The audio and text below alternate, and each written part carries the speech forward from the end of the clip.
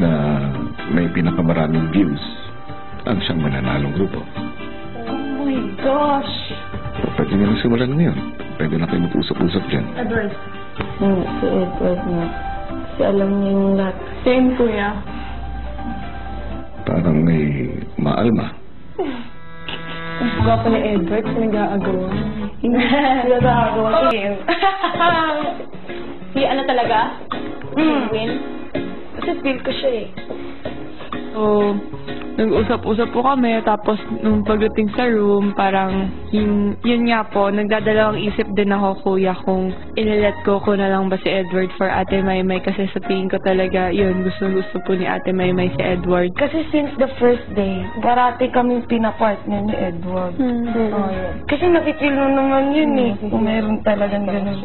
Tapos, kung ano yung ginagawa ko, alam ni Edward. Kung naano niya yung lahat ng facial expression ko. Tsaka twin nga kami. Twin. Yan. Hindi ko alam kung may chemistry kami. Wait, ulot! Oh, wait lang. Pero yun lang ang sabi ko. And parang kontrabida effect pa ako doon, kuya, kasi yun nga po, Edward, Ate Maymay. So, si Edward na sa akin, and like, parang hindi po maganda yun para sa mafe-feel po ni Ate Maymay kasi, of course, Christine knows how close Ate Maymay and Edward is, and so do I. Alam ko yun.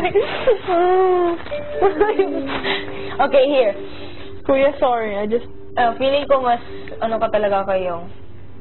Oh, wait lang ha. Wait. Yung kami ni Yong, pero kasi it's one-sided, hindi talaga okay sa akin, and yun nga, mahirap kasi nga medyo slow siya maka-pick up nga, and wala akong naiisip na topic talaga.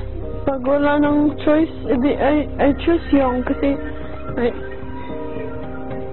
believe naman ako na pag paulit-ulit makakaya niya naman yung concept, so sige, Yong.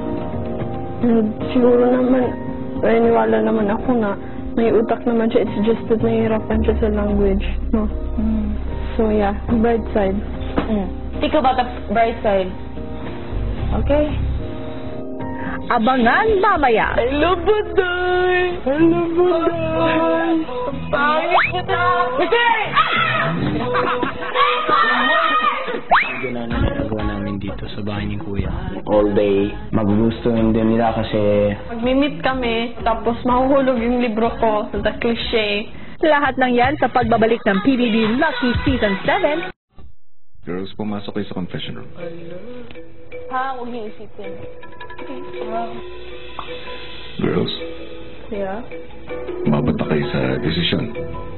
Hindi po alam kung sino po yung kukunin, kuya. So, nagkaroon po kuya ng tension, ng hindi pagkakaintindihan po. Bakit parang walang gustong sumagot? Apa kaya? O ganito ang mangyayari ngayon. Ang una kong palalabasin ay ikaw, Vivory, at Kisses. Pupuntahan ninyo at lalapitan ninyo ang napili. Okay, here.